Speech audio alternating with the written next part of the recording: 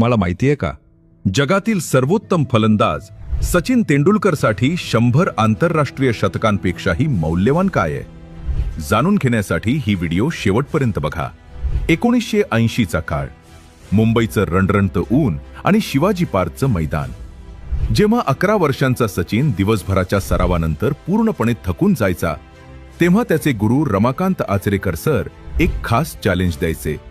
ते स्टॅम्पवर 1 रुपयाचं नाणं ठेवायचे आणि सांगायचे, जो सचिनला आउट करेल हे नाणं त्याचं, आणि जर सचिन नाबाद राहिला तर नाणं सचिनचं. त्या 1 रुपयासाठी मैदानातील 80 गोलंदाज सचिनवर तुटून पडायचे.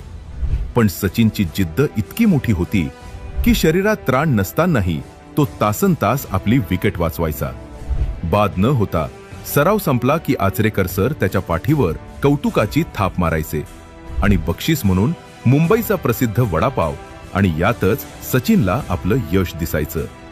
आजही त्याच्या कपाटात जपून ठेवलेली ती 13 नाणी, ज्यांची किंमत आज कदाचित 13 रुपये असली तरी त्या नाण्यांनीच सचिनला कसोटी क्रिकेटचा संयम शिकवला आणि भारताला क्रिकेटचा देव दिला. आज शिवाजी पार्कच्या गेट नंबर 5 जवळ आचरेकर सरांचं स्मारक उभं आहे. हे स्मारक फक्त एका प्रशिक्षकाचं नाही, तर त्या गुरु शिष्याच्या नात्याचं आहे, ज्याने भारतीय क्रिकेटचं नशीब बदललं.